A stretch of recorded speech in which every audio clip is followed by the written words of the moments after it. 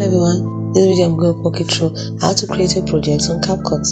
First thing is this: open up your Capcut, and then at the top here you can see new project. Tap on plus sign for new project. Then you can choose the video you want to use to create your project. Let's say I want to use this one. Tap on it. You can add as many as you want. You can also add text. You can see. So we're in media right now. Tap on add. It's loading, and then you can see it here. So you can decide to edit here. You can add audio, text. And if you look at audio, you can filter. Let's say I want to filter it. Here you have some presets: filter, adjust, video quality.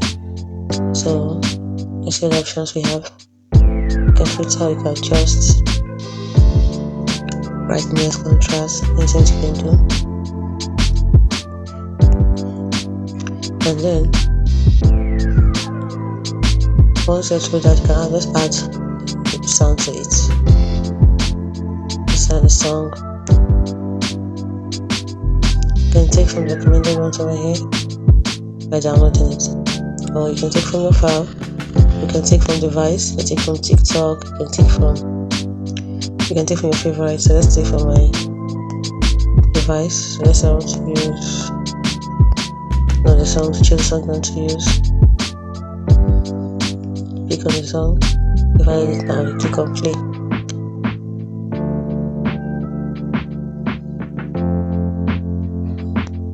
So once you're through, you tap on the top here to choose the resolution.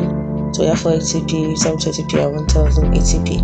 Now 1080p is the high definition ultimate HD, which is the ultimate viewing experience. 720 is for standard definition, the resolution used for most TikTok videos. And then 480 is normal definition, using that space for graph sharing. You can now go for frame rate. You have 2425. So we choose 24. Your playback will be less smooth, 25, 17, 30. So we have a smoother playback, 50, smoother, and then 60 is the best. So let's choose 30. You also choose a code rate for this video. Is it low?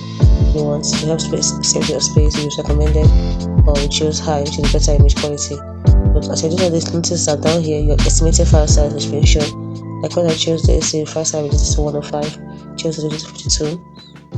Also when I chose this, so it is, see, increases. So down here it's helps you to calculate your estimated file size. And once you're through with your options, you tap on export. Give it a few seconds to export your file. And once it's done, you've finished creating your project. It is as simple as that.